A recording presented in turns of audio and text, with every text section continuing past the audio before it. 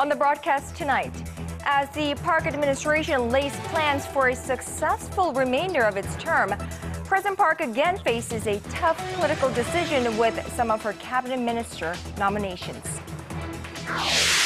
Korea's Parliamentary Foreign Affairs Committee adopts a resolution denouncing Japan's latest moves to expand the role of its military.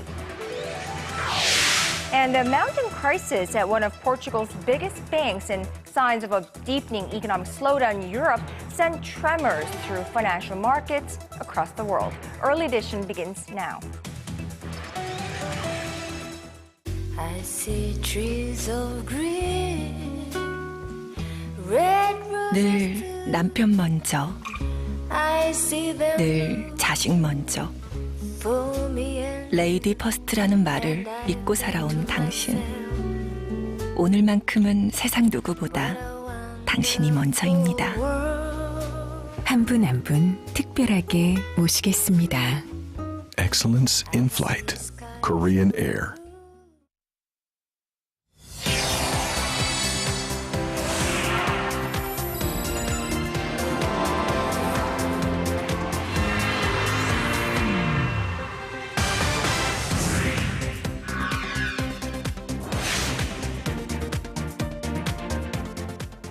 It is 5 a.m. in New York, 5 p.m. in Beijing, and 6 p.m. on Friday, the 11th of July here. Live from Seoul, I'm Moon Gun-young. And I'm Daniel Chen. Thank you for joining us. Decisions. President Park Geun-hye, made attempts to renew dialogue with the two main rival political parties this week, now has an important political decision to make. Well, she has secured bipartisan agreement for passage of her key reform and economy-related bills, but the main opposition has asked that the president consider withdrawing some of her cabinet nominations. Arirang's presidential office correspondent Choi Yoo-sun has more on the president's dilemma. President Park has often been criticized for her lack of dialogue and communication with the opposition party. She countered that criticism this week by meeting with the ruling and opposition parties' floor leadership for the very first time. The president and both parties' floor leaders met for talks, and the fact that we are going to meet on a regular basis means we are restoring politics. A major development from Thursday's talks was an agreement to pass within the month a bill designed to prevent the repeat of tragedies like April's deadly ferry accident. The policy chiefs of the two parties will start negotiating the bill within the standing committees, with an aim to pass this special legislation on the Sewol-ho ferry in the July 16th plenary session. The ruling and opposition sides also agreed to seek passage of the government's post-ferry disaster reform bills and bills aimed at revitalizing the economy in August. But with 5 of President Park's 8 cabinet nominees confirmed by the parliament, the opposition has specifically requested the president reconsider 2 of the 3 remaining nominees for their alleged thesis plagiarism and false testimony. Although the president can appoint her cabinet without parliamentary confirmation, there's a big political risk if she goes ahead without considering the opposition's request. President Park also has to think about how her decision could affect public sentiment ahead of the July 30th by-elections. On the other hand, the president cannot afford any further delays in her government and public sector reform plans after her 2 failed prime minister nominations. Choi Yoo-sun, Arirang News. Well, but there is one issue that transcends party lines. Korean lawmakers on this Friday took aim at Japan's recent moves to expand its military presence in the region. The Parliamentary Foreign Affairs Committee unanimously passed a resolution that condemns Tokyo's decision to exercise its right to collective self-defense, labeling it a provocative act and warning it could seriously undermine peace and stability in Northeast Asia. Earlier this month, the Japanese cabinet approved a new interpretation of its pacifist constitution that will allow Japan to come to the military aid of an ally under attack. The annual US-China talks concluded Thursday in Beijing without the two sides looking to have made much headway on a range of security and economic issues. But there was one issue that the two superpowers saw eye to eye on: North Korea's denuclearization. As our Kim Young-gun reports, both sides agreed on the important urgency of curbing Pyongyang's nuclear weapons program, but remained divided on just how. The US and China promised closer cooperation on denuclearizing North Korea at the 6th round of US-China strategic and economic dialogue. The US says China shares the same strategic goal and that Beijing must use its unique role to persuade Pyongyang to give up its nuclear ambitions. However, the US State Department declined to comment on whether Washington and Beijing had agreed to enforce sanctions on North Korea more rigorously. China has been an important partner in the implementation of sanctions, and even as recently as last year, they took a number of important steps. China's top diplomat Yang Jiechi said Washington and Beijing reaffirmed the importance of realizing the denuclearization of the Korean peninsula through consultations, and that two countries can do more to relax the situation. During a meeting with Chinese President Xi Jinping, U.S. Secretary of State John Kerry said both Washington and Beijing agreed to work harder. But I do want to emphasize that we reached agreement that we need to both do more, and we are prepared to, in order to try to move North Korea on the subject of its denuclearization. South Korea and the U.S. have long called on China, North Korea's only major ally, to play a greater role in urging North Korea to demonstrate its willingness to give up its nuclear weapons as a precursor to the resumption of denuclearization talks. But experts say Beijing has still been more accommodating toward Pyongyang. Still, there is a growing consensus among the Chinese leadership that the country needs to change its policies towards North Korea, even taking a harder line as Pyongyang has begun interfering with China's interest in the region. Kim Young-gil, Arirang News. South Korea has made a counter-proposal to the North to meet next Thursday to discuss issues related to the upcoming Incheon Asian Games. Now, this in response to North Korea's earlier offer to hold working-level talks on Tuesday. Pyongyang has asked to discuss its plans to send athletes and a cheering squad to the upcoming sporting event. Seoul's Unification Ministry said it sent the message through the Inter-Korean hotline late Friday afternoon. Now, should Pyongyang say yes, a three-member delegation from the two Koreas will meet on the South Korean side of the border village of Panmunjom. If the North Korean cheering squad were to participate in the Incheon Asian Games, it would be the first time in 9 years. Now, more than 60 years of separation have made North and South Korea two very different places. And although Koreans from both sides of the border share the same language, their understanding of one another is quite limited. Well, this is most true among the younger generation of South Koreans who will be looked upon to lead if and when reunification occurs. It was with this in mind that the Korean government hosted a special youth camp, and our Shin Se-min was there. This 24-year-old North Korean defector, known only by his family name Kim, fled his home country because of economic hardships. His first attempt at defecting ended in failure, and he was sent back to the north, where he ended up serving time in a prison camp for fleeing. But his desire for freedom never waned, and Kim finally made it safely to the south 7 years ago. Facing some 100 South Korean middle school students at a youth unification leader camp held on Thursday, Kim and one other North Korean defector shared their stories as part of a program organized by South Korea's Ministry of Unification. The goal is to raise awareness among younger South Koreans about their neighbors to the north and prepare them for possible unification in the future. Now that Kim is legally a South Korean citizen, he says he wants to study. I want to study so I am prepared for the future, especially when the two Koreas unite, because I have to help those North Koreans adjust to the changes. And until that day comes, South Korean students have goals of their own. Spreading the vision for unification is something I continue to do with my friends, so eventually I can go to the North and better appreciate our history through cultural assets. Although we were brought up under different political systems as Korean people, it is our job to embrace all people until we can freely commute anywhere on the peninsula. Shin Se-min, Arirang News. Elsewhere around the world, at least 90 Palestinians are reported dead now in a 3-day-old crisis on the Gaza Strip. With Israel's airstrikes continuing, U.S. President Barack Obama said the U.S. is ready to broker a ceasefire. Our Kwon So-hwa has this report.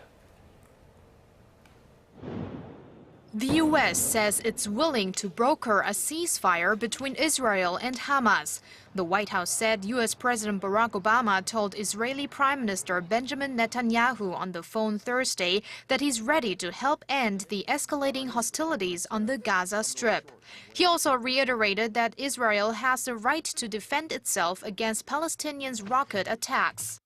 Secretary of State John Kerry spoke to his Egyptian counterparts, trying to make him use Egypt's influence in easing the situation, as the country played an important role in brokering an Israel-Hamas ceasefire 2 years ago. The surge in rocket fire was triggered amid an Israeli crackdown on Hamas members, which began after the abduction and killing of 3 Israeli teenagers last month. A suspected revenge murder of a Palestinian teenager followed a few days later. Hamas has reportedly launched over 550 rockets into civilian areas in Israel.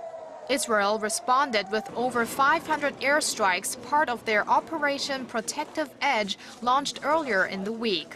UN Secretary General Ban Ki-moon made a passionate appeal for a ceasefire during an emergency session, saying Gaza was on a knife edge.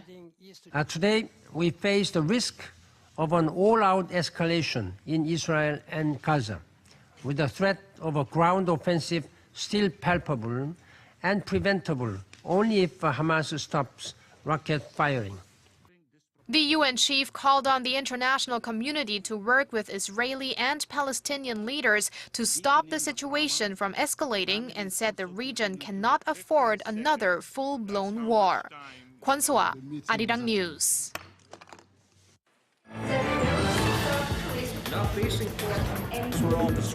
Digging deeper, getting to the bottom of stories that impact your life, talking with you on air and online, connecting you with experts on the world's most pressing issues. News and current affairs at its best with Moon Gon-young and Daniel Che on Early Edition at 6.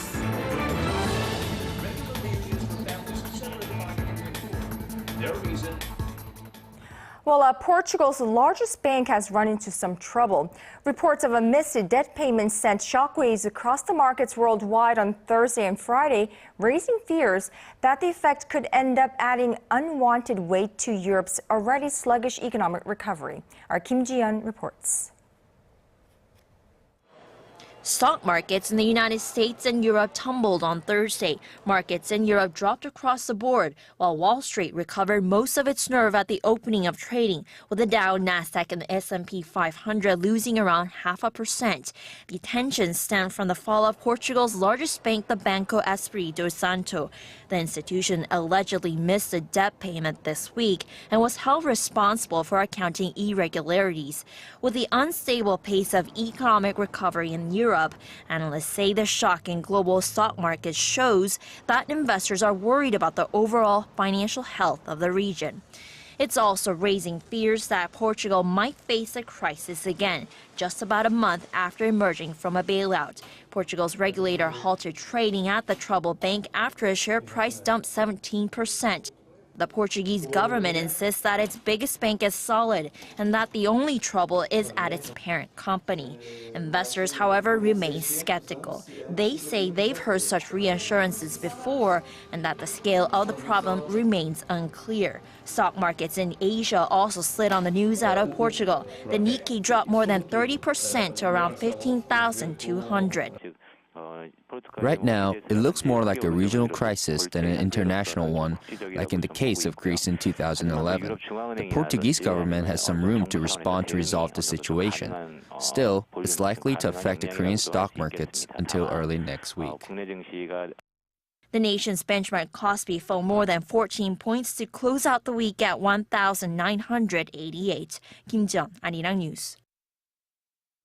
Well, if you've ever flown into Korea from abroad, you're probably familiar with Incheon International Airport. City officials are out to show that to the world that Incheon is more than just an aviation stopover. Park Ji-won explains how they plan to transform the city into a global hub for medical tourism. This is Incheon International Airport, Korea's main gateway, where hundreds, thousands of people from all over the globe come and go every day. The airport consistently ranks among the best in the world, but the city of Incheon has much more to offer to these global citizens than a great airport. It hopes to bring more patients to the city's state-of-the-art medical centers.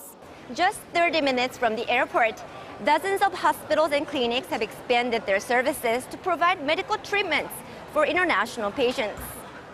International St. Mary's Hospital, for example, a 20-minute drive from the airport, offers medical services in English for expats and foreign visitors. It's very clean, very new, and we got excellent equipment. Visiting this hospital, I was very impressed, and everything is awesome. I've looked at some of the equipment you have, and it is state-of-the-art. Incheon's accessibility is an added incentive for foreigners seeking medical care. Incheon has great accessibility via its airport, which serves around 40 million people a year, and its port, which carries about 2 million people a year. The city is registered as a WHO health city, and we are able to provide medical services just an hour after a person arrives at either the airport or the port. These hospitals can be accessed directly from the airport via shuttles at the airport's Medical Tourism Information Desk. Park Ji-won, Arirang News. Korea's largest automotive group is gaining a stronger foothold in the Russian market. The Korea Automotive Research Institute says around 33,800 Hyundai and Kia vehicles were sold in Russia in June, taking up 16.9% of the market share. Good enough for first place among all companies, and it means that Hyundai and Kia are starting to close the gap against Russia's leading automaker, OLED, which claimed about 15% of the market last month. The institute attributes the strong sales to the opening of a St. Petersburg plant in 2011, which has boosted market presence and the manufacturing of Russia-specific cars like the Hyundai Solaris subcompact. Hyundai Heavy Industries has won a $2 billion project in the United Arab Emirates. Under the terms of the deal, the Ulsan city-based firm will build offshore oil production facilities in Nasser, 130 kilometers northwest of Abu Dhabi. The project includes engineering, procurement, and construction work, all of which is due to be completed by the second half of 2019. Once finished, the oil production capacity of that offshore field will nearly triple to 65,000 barrels a day. Well, Starbucks customers in Korea may have to dig a little deeper in their pockets to pay for a cup of joe starting next week. Starbucks Korea says it's raising the prices on more than half of its coffee items starting next Wednesday by about 200 won. That's roughly 20 cents. The company says the hike, the first in more than 2 years, is necessary to offset spikes in rent and labor costs. Other major coffee franchises in Korea say they have no immediate plans to raise prices. Well, so more money for those venti lattes, it just breaks my heart. But here's a story that might lift your spirit. Ever thought of rolling up your TV and take it on the go? Well, every day, actually. Oh, well, it's a sci-fi no more because Korea's LG Display, the flat screen maker of LG Group, has unveiled an 18-inch flexible OLED panel. They say the panel can be rolled into a cylinder with a radius of just 3 centimeters without affecting its functionality. The display maker also revealed a transparent OLED panel of the same size with a transmittance of 30%. LG plans to develop both transparent and rollable panels of more than 60 inches by the year 2017 in a bid to lead the race in the display market. So, quite impressive. But what about in other parts of the Korean society? Well, for that, we have our Yurian joining us for a recap of the week's domestic headlines. Thank you for that. Let's go ahead and start with the Chosun Ilbo, which is carrying a special series on North Korean residents' thoughts on reunification. Now, the headline reads, North Korean residents' reunification needed for economic development. So the paper conducted this extensive survey of 100 North Koreans who work in China. The graph here shows 95% or 95 of the 100 felt a need for reunification, with most of them saying they will be the direct beneficiaries. Now, when asked why the two Koreas should reunite, nearly half of the respondents said for economic development, and a third said it should happen under South Korea's capitalist system.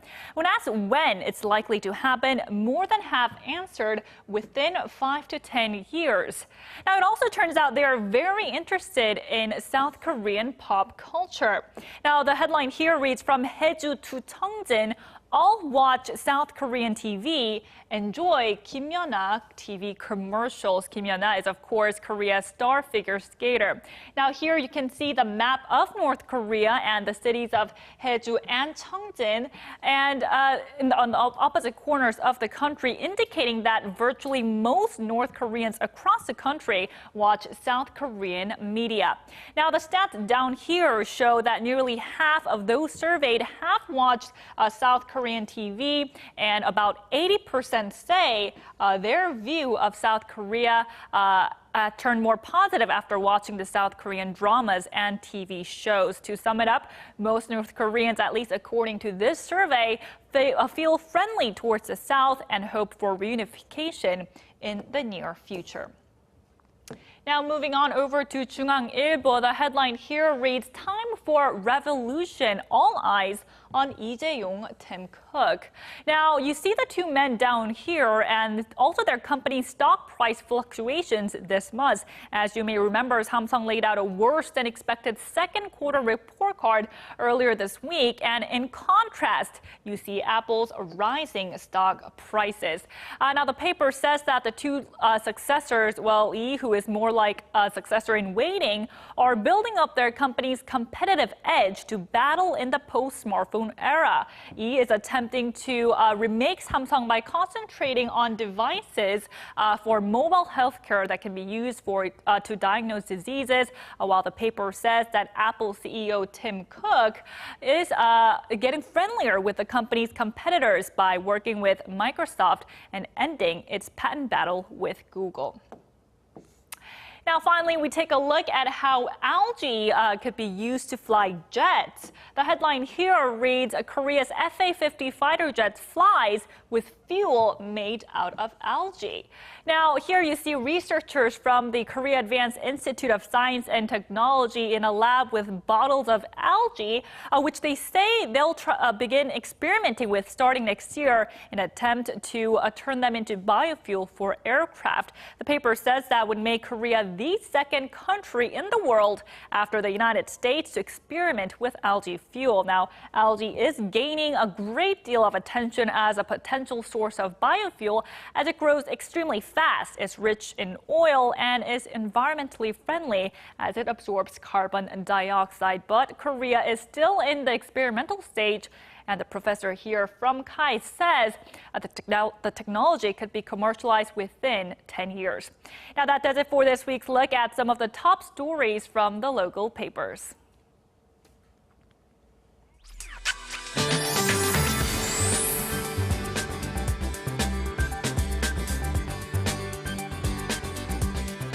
Well, weather-wise, if you ask me, it was by far the most unpleasant day this year for me. Not a big fan of the heat nor the humidity, so it's been gripping the nation, so not a big fan. Okay, so let's turn to our Michelle Bach at the Weather Center for a look at what to expect over the weekend. Hopefully nothing too unpleasant for you. Michelle, are we in for more of this uncomfortable weather tomorrow? Unfortunately, yes, we are, and it's going to be another hot day, but temperatures are expected to be lower than today with highs in the mid-20s to the low 30s. And as for now, the heat wave advisory and alerts are still in effect nationwide. And in addition to the heat, monsoon rain is also expected on Jeju Island tomorrow morning and Jeollanam province in the evening. And on Sunday, on and off showers are in the forecast for southern regions. And we can only hope that the rain will help bring down the temperatures a bit. And going over to our temperature readings, Seoul will top out at 23 in the morning and reach up to 30 in the afternoon. Meanwhile, the southern cities such as Daegu and Busan will peak up to 32 and 29 degrees. And moving over to other regions, Jeju Island tops over to 26, Dokdo hits 29, while Mankungang stays at the low 30s. Well, that's all for now. I'm Michelle Park, and have a wonderful evening. Thank you for that, Michelle. And that brings us to the end of our newscast for this week. Thank you for watching. For our viewers in Korea, have a wonderful rest of the evening. This has been Daniel Choi. And I'm Moon Ganyang. To all of you out there, have a wonderful weekend, and we'll see you right back here same time Monday evening. Bye-bye.